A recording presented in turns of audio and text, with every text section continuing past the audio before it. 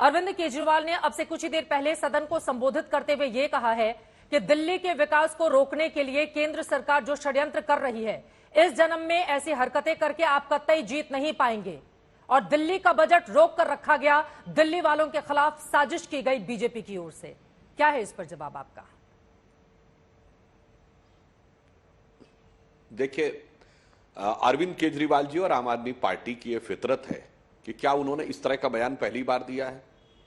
जैसे उन्होंने कहा अहंकार, अरे अहंकार का विषय नहीं है, यहां विषय तो कलाकार का है। हमेशा इसी प्रकार की कोई ना कोई बात करते रहना और विषय से ध्यान भटकाने का प्रयास करना। मुख्य कारण यह है कि आम आदमी पार्टी की सरकार अनेकानेक आरोपों में भ्रष्टाचार के आकंठ डूबती जा रही है। इनके 2 मंत्री जेल में गए और उनको किसी भी प्रकार की कानूनी राहत नहीं मिली है।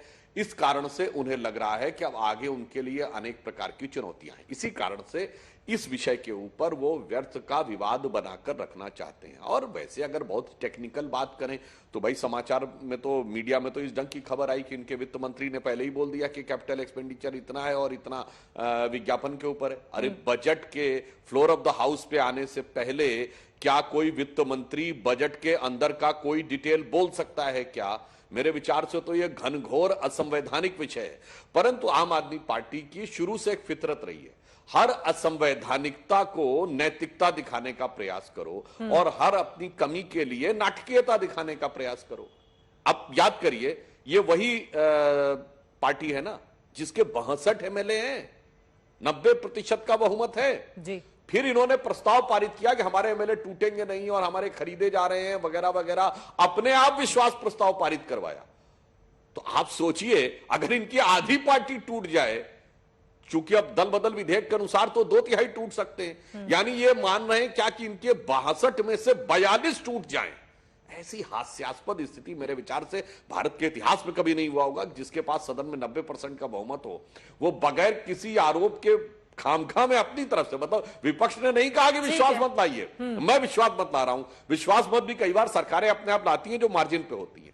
आज बजट के संदर्भ में भी उन्होंने यही करने का प्रयास किया और जिस प्रकार की जानकारियां आई हैं पब्लिक डोमेन में, उसके अनुसार 17 तारीख को आ गया था। इन्होंने रिप्लाई कल शाम को दिया, त्वरित गति के साथ एलजी ने उसको शाम को विद इन फ्यू मिनट, मतलब आधे पौन घंटे में अप्रूव करके भेज दिया। दोपहर होते होते गृह मंत्रालय से भी जवाब आ गया। अब इसके बाद भी इनके पास टेक्निकली कहने के लिए क्या है? कुछ भी नहीं है। इसीलिए इस प्रकार का, जिसे कहते हैं एक नाटकीय प्रस्तुतिकरण करके ध्यान को भटकाने का प्रयास, जो उनकी शैली के अनुरूप है। ठीक है, राघव चड्ढा जी वो कह रहे हैं कि उधर का अहंकार नहीं, इधर का कलाकार है और खुद को पीड़ित बताने की आम आदमी पार्टी की आदत पड़ चुकी है। इस पूरे मामले में अब आपके पास कोई जवाब नहीं है, बजट तैयार नहीं था, उल्टा आरोप बीजेपी पर लगाए जा रहे हैं। आजाद भारत के 75 साल के लोकतांत्रिक इतिहास में पहली बार ऐसा हुआ है कि एक चुनी हुई, लोकतांत्रिक ढंग से चुनी हुई सरकार को बजट पेश करने से रोका गया हो। पहले तो मैं आपको यह बता दूं कि उपराज्यपाल हो या केंद्रीय गृह मंत्रालय हो, इनके पास कोई अधिकार नहीं है हमारे बजट पर कोई ऑब्जर्वेशन देने का या उस पर कोई ऑब्जेक्शन लगाने का। सारे कानूनों को और भारत के संविधान को ताक पे रखते हुए इन्होंने हमारे बजट पर आपत्तियां दर्ज कराई, ऑब्जर्वेशंस दी और उसे रोकने का प्रयास किया, जो आज तक नहीं हुआ। उसके बाद जब हमने जवाब दिया, हमने बताया कि आपने कहा कि यह आंकड़ा गलत है, इतना आवंटित नहीं होना चाहिए था, इतना हुआ, हमने उसका जवाब दे दिया। एक और लाइन आइटम पे सवाल खड़ा किया, हमने उसका जवाब दे दिया। जितने सवाल पूछे उतने जवाब दे दिए, जितने ऑब्जेक्शन रेज करे उन सबके जवाब दे दिए, फिर वही बजट पास कर दिया। तो फिर रोका क्यों था? रोकने का क्या मकसद था? आज तक तो कभी रोका नहीं गया। अब 3-4 टेक्निकल चीजें समझ लीजिए। बीजेपी कहती है, बीजेपी की सरकार कहती है कि इन्होंने प्रचार पे, प्रसार पे, पब्लिसिटी अवेयरनेस पे बहुत बड़ा खर्च आवंटित कर दिया, इसलिए हमने इनका बजट रोक दिया। मैं आपको बताना चाहूंगा चित्रा जी, और मैं तो कानून का जानकार हूं, पेशे से चार्टर्ड अकाउंटेंट हूं, आंकड़े, लाइन आइटम, बजट सब समझता हूं। जितना पैसा हम इस नए बजट में प्रचार, प्रसार और पब्लिसिटी अवेयरनेस के लिए आवंटित करने जा रहे हैं, उतना ही पैसा हमने पिछले वित्तीय वर्ष में आवंटित किया था, उतना ही पैसा उससे पिछले वित्तीय वर्ष में आवंटित किया था, उतना ही पैसा उससे भी पिछले वित्तीय वर्ष में आवंटित किया था। वो सारे बजट तो पास कर दिए। इस बार क्या हो गया? क्योंकि इस बार हम राष्ट्रीय पार्टी बन गए इसलिए रोका जा रहा है। क्या इस बार हमारी 2 राज्यों में सरकार बन गई, पंजाब और दिल्ली, इसलिए रोका जा रहा है? क्या अरविंद केजरीवाल जी के बढ़ती लोकप्रियता आज आप लोगों को इतना सता रही है कि आप आम आदमी पार्टी की चुनी हुई सरकार का बजट रोक देंगे? और बजट रोकने से लाभ किसको है?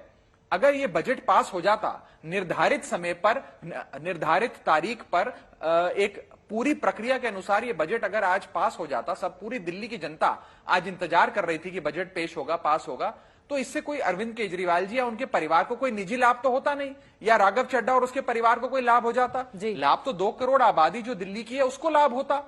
आज तक कभी इतिहास में ये नहीं हुआ। दूसरी चीज सुन लीजिए, आज अगर ये बजट पास हो जाता तो सारे डॉक्टरों को पैसे टाइम पे मिलते, नर्सों की पगार सही समय मिलती, सफाई कर्मचारी के हाथ पैसा पहुंचता, दवाई इलाज का खर्चा होता, तमाम तरीके के इंफ्रास्ट्रक्चर प्रोजेक्ट्स होते हैं उस पर पैसा खर्च होता। किसी पार्टी या किसी नेता की जेब में तो ये पैसा जाता नहीं है, आपने क्यों रोका? दूसरी चीज मैं आपसे पूछना चाहूंगा, जब आपका मकसद इस बजट को रोकना नहीं था, अंत में आपने पास कर दिया, आपको हरी झंडी दिखानी पड़ी क्योंकि भारत का संविधान से आप प्रतिबद्ध हैं हमें हरी झंडी दिखाने के लिए, तो फिर आपने रोका क्यों? क्या सिर्फ सियासत आपका मकसद है? सिर्फ राजनीति आपका मकसद है? क्या बस यही मकसद है कि केजरीवाल से हाथ जोड़कर दंडवत करवाओ, उनसे उनका सर झुकवाओ? इतना अहंकार, इतनी ईगो, इतनी एरोगेंस प्रजातंत्र के लिए ठीक नहीं है। आप बड़े दिल के बनिए, इतनी बड़ी पार्टी चला रहे हैं आप लोग, प्रचंड बहुमत की केंद्र में सरकार है, बड़ा दिल करिए और तमाम राज्य और राज्य सरकारों को साथ लेकर चलिए। ये जो नीति है चित्रा जी कि अगर गैर भाजपा पार्टी की राज्य में सरकार बन जाए तो सरकार को ना चलने दो। पंजाब में भी यही हुआ था चित्रा जी। पंजाब में हमने गवर्नर से बजट सत्र बुलाने की अनुमति के लिए उनको पत्र लिखा, बकायदा पंजाब कैबिनेट ने रेजोल्यूशन पास कर दिया, गवर्नर ने अनुमति देने से मना कर दिया। आज तक कभी भारत के इतिहास में ऐसा नहीं हुआ कि बजट सत्र बुलाने की अनुमति ना दे गवर्नर। गवर्नर की कोई हस्तक्षेप की शक्ति, अधिकार नहीं है।